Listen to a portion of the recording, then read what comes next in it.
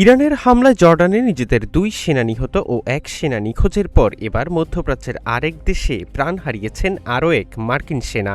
শনিবার উত্তর ইরাকে ইরানের এক হামলার পর মার্কিন সামরিক বাহিনীর এক সদস্য নিহত হয়েছেন বলে জানিয়েছে যুক্তরাষ্ট্রের সেনাবাহিনী।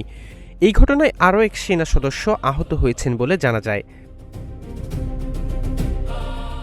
ইউএস সেন্ট্রাল কমান্ড তথা সেন্টকম জানিয়েছে একটি ভূপাতিত ইরানি ড্রোনের অবিস্ফোরিত বোমার নিয়ন্ত্রিত বিস্ফোরণ ঘটানোর সময় ওই সেনা নিহত হন।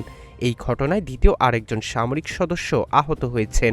এদিকে সেন্টকম তাদের হালনাগাদ তথ্যে জানায় জর্ডানের শুক্রবারের হামলার ঘটনাস্থলে তল্লাশি চালিয়ে তারা অশনাক্তকৃত একটি মরদেহ খুঁজে পেয়েছে। মরদেহটি শনাক্ত করার পরীক্ষা নিরীক্ষা চলছে। জীবন অবাক না করলে কে করবে? 28% মিল্ক ফ্যাটের অবাক করার সাথে ফ্রেশ মিল্ক পাউডার। জীবন অবাক করুক প্রতিদিন। সাম্প্রতিক দিনগুলোতে উভয় পক্ষের বিরুদ্ধে গুরুত্বপূর্ণ অবকাঠামোতে আঘাত হানার অভিযোগ উঠেছে।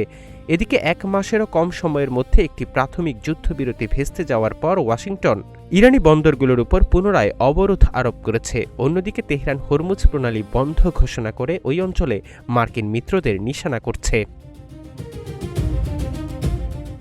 মার্কিন সামরিক বাহিনী জানিয়েছে তাদের সবশেষ হামলাগুলোর উদ্দেশ্য ছিল প্রণালীতে বাণিজ্যিক জাহাজে হুমকি দেওয়ার ক্ষেত্রে ইরানের সক্ষমতা কমানো এবং জর্ডানের হামলার জন্য দায়ী আইআরজিসিকে দ্রুত শাস্তি দেয়া। জর্ডানের ওই ঘাঁটির ভেতর থেকে পাওয়া যাচাইকৃত ভিডিও ফুটেজে অন্তত ২টি আঘাত এবং একটি বিস্ফোরণ দেখা গেছে। চলতি মাসের শুরুর দিকে নিখোঁজ হওয়া মার্কিন নৌবাহিনীর এক পাইলটকে মৃত ঘোষণার পর এই সংঘাতের ফলে আমেরিকার মোট সেনা নিহতের সংখ্যা দাঁড়িয়েছে ১৭ জনে।